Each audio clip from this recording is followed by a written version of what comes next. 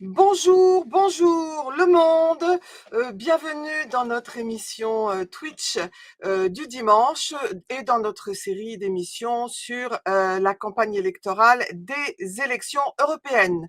J'invite tout de suite mon co-animateur aujourd'hui qui est Nico de Thaïlande. Bonjour Nico, au moins pour une Bonsoir à fois tous, on est bonsoir du même Sabine. côté de la planète. Tu vas bien? Ça va, je te remercie. Très content de recevoir Anthony Smith, ça va être une belle Très émission. contente aussi de recevoir Anthony Smith, qu'on accueille tout de suite. Bonjour Anthony, Salut les amis, bonjour à toutes et tous. Bonjour comment Anthony. vas-tu? Tu es sur un marché? Tu es sur un marché, c'est ça? Et oui, je suis à la foire de Bar-le-Duc dans la Meuse avec les insoumises et les insoumis du département qui ont un superbe stand et on est Ouais. au contact de la population, on échange et on mène la campagne sur les mots d'ordre de l'Union populaire et c'est un moment très fraternel et sororal et là il y a des copains partout, je leur fais signe et j'espère que vous les verrez pendant l'émission à un moment parce qu'ils ont monté tout ce stand et toute cette organisation pour la campagne, pour porter le message de la campagne des insoumis de l'Union populaire, et c'est magnifique. En Eh plus, ben il fait c'est très beau. super. Eh ben oui, ça se voit dans la lumière, que dans ta lumière, ça se voit qu'il fait très beau, c'est super. Alors Anthony, tu es donc inspecteur du travail, tu es responsable syndical CGT au ministère du Travail. Euh, Tu es connu un peu malgré toi parce que il t'est quand même arrivé une sacrée mésaventure en 2020. Tu as été mise à pied puis sanctionné par ton ministère de tutelle pour avoir saisi la justice face à un employeur qui ne protégeait pas assez ses salariés au moment du Covid. On en parlera tout à l'heure. À l'époque, d'ailleurs, la ministre, c'était Muriel Pénicaud qui a été ensuite à qui a succédé Elisabeth Borne. Donc on était quand même très loin d'Ambroise Croizat au ministère du Travail, hein, c'est le moins qu'on puisse dire.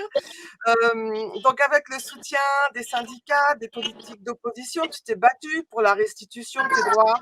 Et c'est un combat que tu as gagné de haute lutte et que tu racontes dans un livre qui s'appelle 188 jours. Le combat d'un inspecteur du travail, c'est publié aux éditions Arcane 17 en septembre 2003. Il y aura le lien vers la maison d'édition dans le descriptif de la vidéo YouTube. En 2002, tu rejoins le Parlement de l'Union populaire et tu soutiens Jean-Luc Mélenchon à l'élection présidentielle. Et voilà qu'en 2004, tu es en quatrième position sur la liste Union populaire, menée par Manon Aubry pour les élections européennes. Alors, avant qu'on revienne sur ce qui t'est arrivé, est-ce que tu peux nous dire ce qui t'a conduit à te présenter sur cette liste? Ah bah, c'est un cheminement assez logique, hein. Lorsque on reviendra sur l'histoire qui m'est arrivée, eh bien, les insoumises et les insoumis ont joué un rôle très particulier, parce que c'est Mathilde Panot, la présidente du groupe à l'Assemblée, et Thomas Porte, député, qui ont co-présidé mon comité de soutien. Et lorsque ils m'ont appelé en décembre 2021 pour rejoindre l'Union populaire et faire ce lien entre le mouvement syndical, le mouvement insoumis et l'Union populaire, bien logiquement, j'ai répondu présent. L'aventure s'est poursuivie avec les camarades insoumis aux élections législatives qui ont suivi. Et lorsque, pour les élections européennes, on m'a sollicité, j'ai évidemment répondu présent. Et c'est une aventure magnifique avec Manon Aubry, avec une campagne qui est ancrée dans le réel. Et c'est comme ça qu'aujourd'hui, on se retrouve dans cette campagne avec une liste qui est très belle. Vous avez eu Damien Carène, vous avez eu d'autres copains un peu avant. Je suis vos émissions et c'est vrai que cette liste avec les sortantes et sortants qui ont mené toutes les batailles au Parlement européen et puis toute cette diversité dans la liste, on est vraiment prêt à la bataille, comme je dis dans les réunions publiques. Et on va continuer ce dernier mois de campagne en étant partout où on peut l'être. Aujourd'hui à Bar-le-Duc pour moi, mais ailleurs pour vous et partout où on est, on porte la voix du programme.